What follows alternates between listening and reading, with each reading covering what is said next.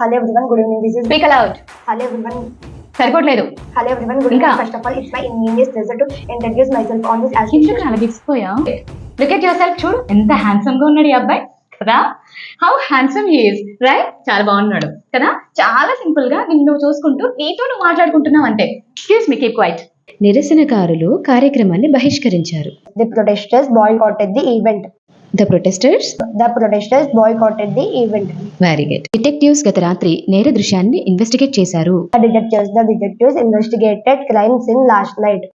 తప్పుడు సమాచారంతో ఆమె మమ్మల్ని తప్పుదారి పట్టించింది. She misled us with false information.